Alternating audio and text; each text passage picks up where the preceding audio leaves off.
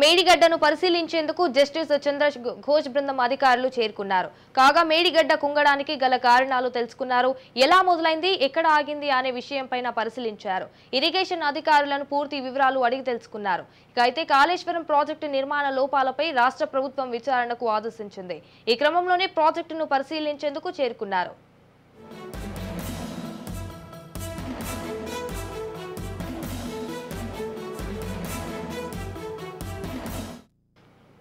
మేడిగడ్డను పరిశీలించేందుకు జస్టిస్ చంద్ర ఘోష్ బృందం అధికారులు చేరుకున్నారు. కాగా మేడిగడ్డ కుంగడానికి గల కారణాలు తెలుసుకున్నారు.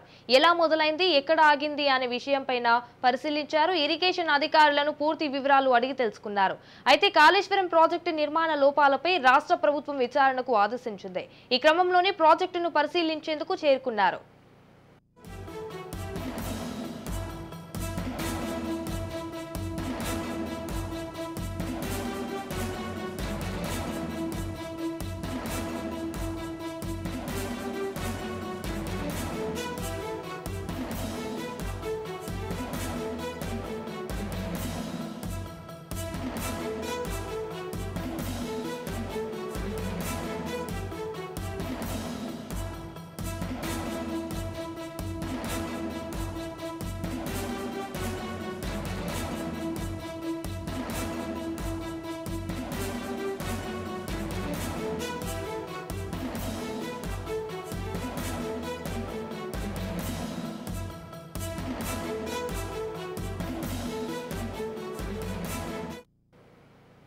మేడిగడ్డను పరిశీలించేందుకు జస్టిస్ చంద్ర ఘోష్ బృందం అధికారులు చేరుకున్నారు. కాగా మేడిగడ్డ కుంగడానికి గల కారణాలు తెలుసుకున్నారు.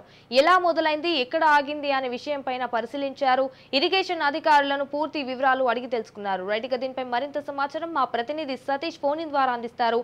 సతీష్ చెప్పండి.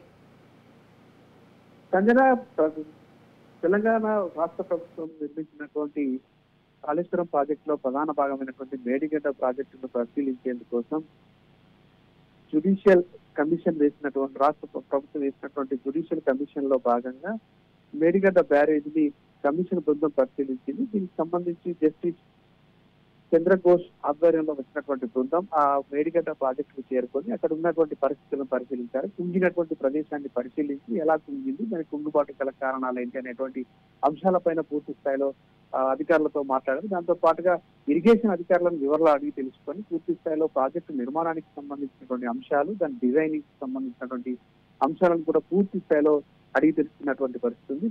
కమిషన్ కి సంబంధించినటువంటి అధికారులు నిపుణ బృందం మేడిగడ్డ బ్యారేజీ వద్ద 7వ బ్లాక్ లో వంతెనపై కాలినడకన సాగుతూ అనువనువు క్షుణ్ణంగా పరిశీలించారు. 7వ బ్లాక్ 20వ పిల్లర్ కుంగి దెబ్బతిన్నటువంటి ప్రాంతాన్ని చూసినటువంటి అధికారులు పూర్తి స్థాయి వివరాలు అడిగి తెలుసుకునేటువంటి ప్రయత్నం అయితే చేశారు. దీనికి సంబంధించి పియర్ కుంగుబాటుపై అధికారులు పూర్తి వివరాలు సేకరించేటువంటి పనిలో ఉన్నారు. దీని తర్వాత అతిథి గృహంలో రెస్ట్ తీసుకున్న తర్వాత కాళేశ్వర క్షేత్రాన్ని సందర్శించేటువంటి అవకాశం అయితే ఉంది.